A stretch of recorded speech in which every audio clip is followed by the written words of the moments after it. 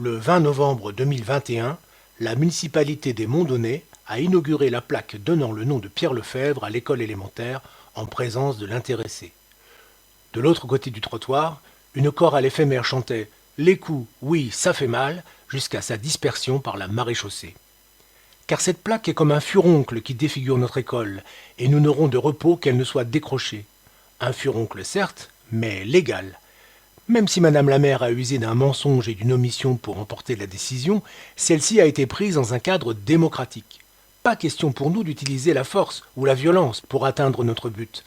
En démocratie, même si un discours ne vous plaît pas, vous devez laisser s'exprimer son auteur. Sauf à la mairie des Monts-Donnais, car la règle, sur sa page Facebook, est d'interdire des propos qui peuvent conduire à une situation de conflit, c'est-à-dire à peu de choses près tout ce qui ne va pas dans le sens de la mairie. Il est ajouté que le modérateur peut bannir un membre de Facebook. Illustration. Le soir du 21 février, dans l'espace commentaire de la réunion du conseil municipal, quand nous avons voulu gentiment, poliment répondre à ça, nous avons eu droit à ça. Ensuite, nous avons été bannis. Les autres commentaires sont restés, car il faut avoir bien mauvais esprit pour penser qu'ils peuvent encourager des situations de conflit. La démocratie, c'est la justice, la souveraineté du peuple et la liberté d'expression. Pour organiser la résistance, nous avons donc fait appel aux trois. Tout d'abord, Didier a déposé un recours au tribunal administratif. Le juge appréciera la pertinence de donner un tel nom à une école et la manière dont cela a été fait. Mais la justice est lente et nous n'attendons pas de décision avant 1 an et demi au mieux. Nous nous sommes donc adressés aux élus, ceux-là même qui sont en place pour nous représenter et exercer pour nous la souveraineté.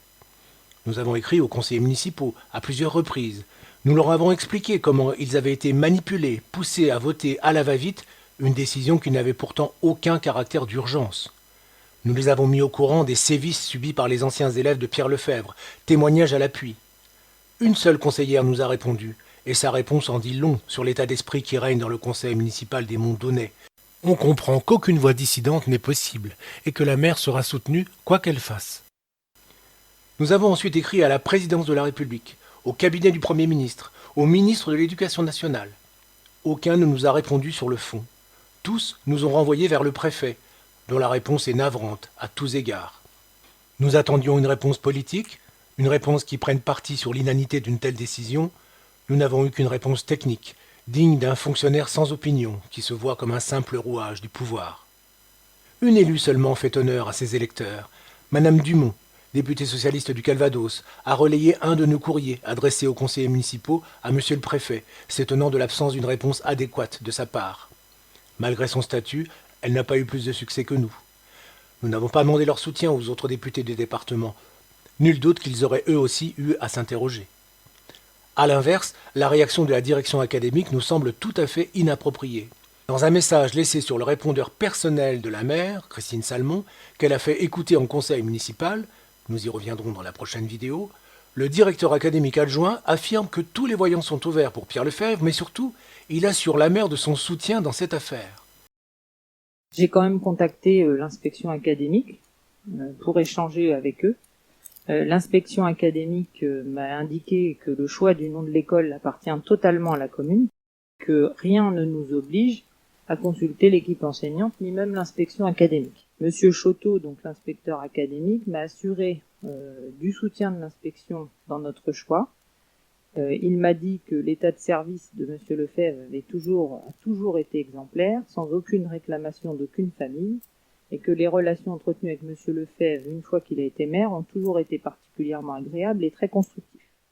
Alors de deux choses l'une, soit monsieur Choteau n'est pas compétent, comme il nous l'écrit, soit il soutient la maire sur cette question.